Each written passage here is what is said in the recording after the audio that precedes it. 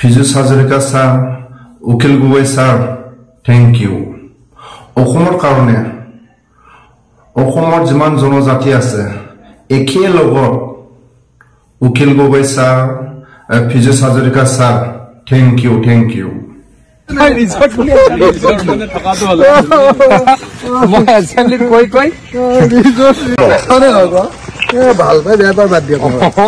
সম্পৰ্কটো কেনেকৈ বেয়া হ'ব ভাই ব্যক্তিগত পলিটিক্স বেলেগ বস্তু হেতু আৰু তুমি মোক পলিটিক্স স্পেয়াৰ কৰিবা না মই তোমাক কৰিম হেতু নহয় মই হেৰি যাম দুৰহাট যাম বৰনি মোনनै বিপিএফ आरो इउपिएल हागोन हाया दरं उदालगुरि दुर्गादास बर'नि जायगायाव एक्सएनडिबि खौ होनायमोनब्ला एक्सएनडिबि नि जेंनाखौ सुफुंनांगौ एक्सएनडिबिफ्रा जोबथेसालिनिफ्राय उदां जानांगौ बर' हारिनि माखासे जेंनाखौ सुस्रांनांगौ आरो लोगोसे राजु नार्जारिनि जायगायाव प्रमद बर'आ एक्सएनडिबि खौ होनायमोनब्ला रायजो राजाफोरनि गेजेराव एक्सएनडिबि नि जेंना रायजो राजाफोरनि जेंना होननानै सम सम खोनायो जों बुंनो हायो जेब्ला बिपिएफ पार्टीनि समाव बिलटिनि जेंनाया बोरै सुस्रांजानाय चन्दन ब्रह्मआबो सासे बिलटिमोन बिश्वजित साराबो सासे बिलटिमोन जों नुबोदों बिलटिनि जेंनाया साफ्रोमबो माखासे गेदेरमा दैदेनगिरिफ्रा सोरबाया एमपि सोरबाया एमएलए सोरबाया एमसिएलए बेबायदि जानानै बुंनो हानाय दिल्लीनि लांगोनायाव गुवाहाटीनि लांगोनायाव माखासे साहसखौ जों नुबोदों दिनैनि समाव एक्सएनडिबिनि जेंनाखौ सुस्रांनोब्ला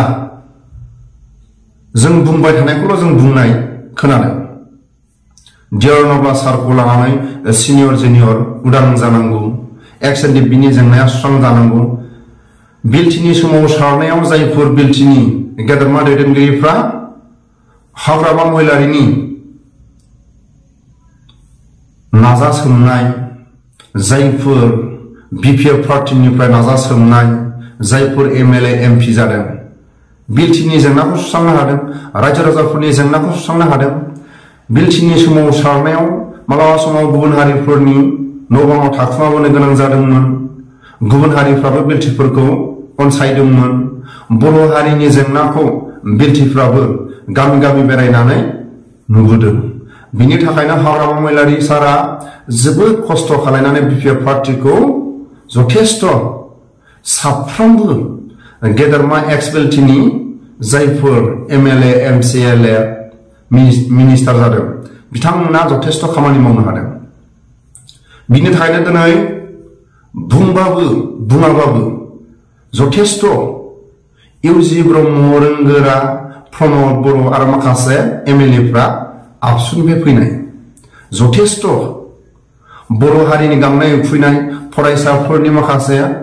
जौगानांगौ बेफोराव खामानि मावनो थाखाय आबसुनिफ्राय जथेस्थ' दङ बिनि थाखायनो जोबथेसालियाव थानाय डिआरनब्ला सारनिफ्राय सिनियर जुनियर आरो एक्सएनडिबिफोरनि केस बर' हारिनि जेंना गुबुन हारिफोरनि माखासे एनडिबिनि समाव सारना हेफाजाब होनाय बिथांमोननि जेंना साफ्रोमबो जनजातिफोरनि माखासे जेंनाफोरखौ सुस्रांनो थाखाय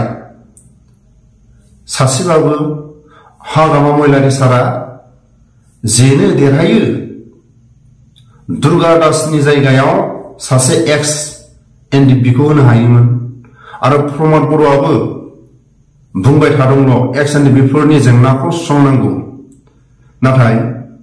राजु नार्जारिनि जायगायाव प्रमद बर'आ सासे एक्सएनडिबिखौ होनायमोनब्ला जथेस्थ' एक्सएनडिबिनि खामानिखौ मावनो थाखाय दिल्लीयाव गुवाहाटीयाव माखासे खोथाफोरखौ बिखाफोर दाननानै खुगा फुवार दिल्लीनि लांगोनायाव गुवाहाटीनि लांगोनायाव बुंनो हागौमोन नाथाय दिनै जेरैबो राहा गोमानाय बिनि थाखायनो आं खावलायो प्रमद बर'आ उदालगुरि दरं नङाब्ला क'क्राझाराव सासे एक्सएनडिबिखौ एमपिआव दैथायहरनांगौ हाग्रामा महिलारि साराबो एक्सएनडि बिनि जेंनाखौ जुदि गनायोब्ला एक्सएनडि बिनि जेंनाखौ सुस्रांनो गोसो गोरबोआव हास्थायनाय दङब्ला क'क्राझार उदालगुरि दरं सासे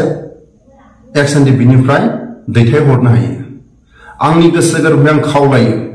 जेरै उकिल गगৈ पीयूष हाजरिका सारमोनहा एखे लोगो ज' थालायनो हादों बुंनांगौ टाइमाव बुंनांगौ एखे लोगो नुजाथिनांगौआव नुजाथिनांगौ रायजो राजाफ्रा स्ट्रं जानांगोन रायजो राजाफोरनि खावलायनायाव प्रमद बर'आबो नुजाथिनांगोन हाग्रामा महिलारि साराबो नुजाथिनांगोन रायजो राजाफ्रा स्ट्रंबा गासैबो स्ट्रं जागोन दिनैनि समाव जों बुंनो हायो क'क्राझार समस्तियाव ट्राइबेलनि थाखानाय बायदि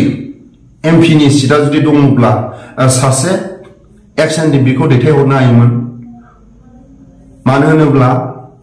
हाजो जिं ट्राइबेलनि गामि गामि गुबुन जनजातिफोरनि जेंनानि गेजेरजों एक्सएनडिबिफ्रा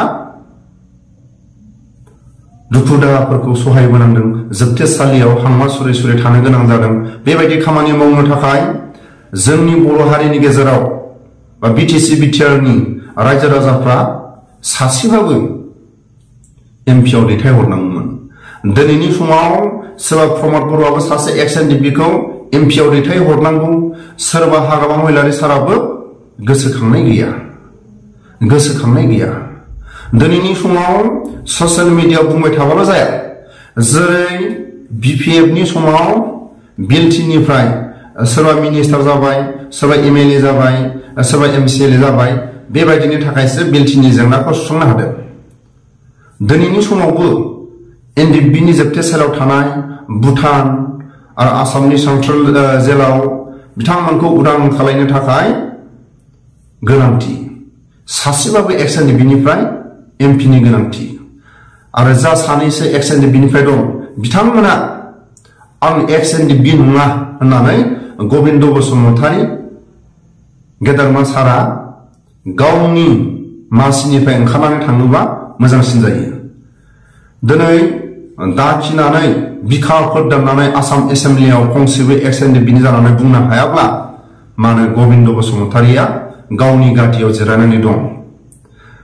दिनैनि समाव गबिन्द बसुमतारीया आं एक्सएनडिबि नङा होननानै जाहाथे एक्सएनडिबिनि उननि समाव जाहाथे एमसिएलएखौनो होन एमएलएखौनो होन एमपिखौनो होन जाहाथे लामा दागोथिथों दिनैनि समाव गबिन्द बसुमतारीखौ एक्सएनडिबिनि रायजो राजाफोरनि खामानि मावनो थाखाय एमएलएआव दैथायहरदोंमोन नाथाय फंसेबो बाथ्रा बुंनो हायाबा आरो भुपेन बर' साराबो जेरैबायदि माखासे एक्सएनडिबिनि खामानिफोरखौ मावगौमोन नाथाय गावनि बेमारजोंनो गेलेनो गोनां जादों मालाबा समाव चेन्नाइ मालाबा समाव गुबुन मेडिकेलाव थांनो गोनां जादों जोबोद गावनि आंगो लोगोफोरनि गावनि गेदेरमा दैदेनगिरिफोरनि खामानि मावनो थाखाय जोबोद आफसुस होननानै जों बुंनांगोन बेमारनि थाखाय नाथाय दिनैनि समाव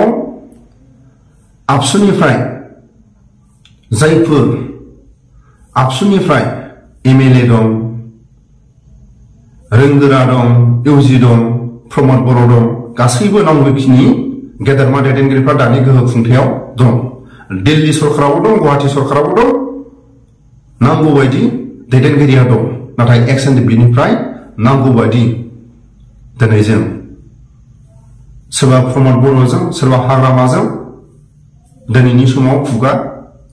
सिजायाखै जोबोद दुखुनांथाव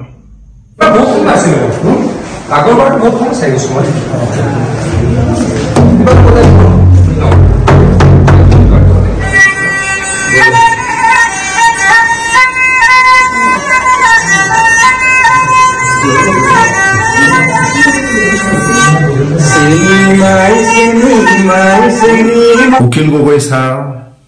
पीयूष हाजरिका सार जिमान जनजाति हमायसा মাজত सोशल मीडिया মাজত जेनेकुवा एकेलगत देखाई दिसे कार कारणे हेमंत विश्व शर्मा सारर कारणे हमायसा মাজত উকিল গগৈ আৰু পিজু হাজৰিকা ছাৰ দুজনে যেনেকুৱা একেলগত ছ'চিয়েল মিডিয়া একেলগত প্ৰেজেণ্ট থ্যাংক ইউ